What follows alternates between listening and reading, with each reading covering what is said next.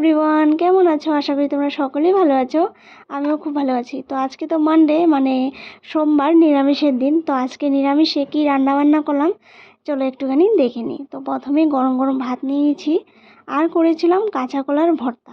আমি সবসময় নিরামিষের দিনে ভাজা বড়া বা কিছু একটা চাটনি রাখার চেষ্টা করি, তাহলে কিন্তু বড়া হলেও দেখবে সুন্দর খাওয়া হয়ে যায়। কোনো চাটনি বা কোনো এই ধরনের জিনিস রাখলে না নিরামিষের খাওয়াটা খুব সুন্দর খাওয়া যায়, তাই না? তো আজকে করেছিলাম কাঁচা কলার ভর্তা, ধনেপাতা কাঁচা লঙ্কা দিয়ে খুব সুন্দর করে ভর্তাটা মেখেছিলাম। তো গরম ভাতের সাথে ভালোই লাগবে। তো সেটা নিয়েছি আর নিয়েছিলাম চচ্চড়ি। এটা ফুলকপির ডাঁটা, আলু, বেগুন আর ভেন্ডি দিয়ে সর্ষে বাটা দিয়ে চচ্চড়িটা করেছি, সেটা নিয়ে নিয়েছি। আর সবার শেষে এক বাটি নিলাম কোফতার তরকারি, কোফতার রসা বলতে পারো। তো কাঁচা কলার কোফতা করে আলু দিয়ে রসাটা করেছি। তো আজকের মানডের নিরামিষ খাওয়া দাওয়াটা এইটুকুই। আর চলো এবার খাওয়া দাওয়া করা যাক।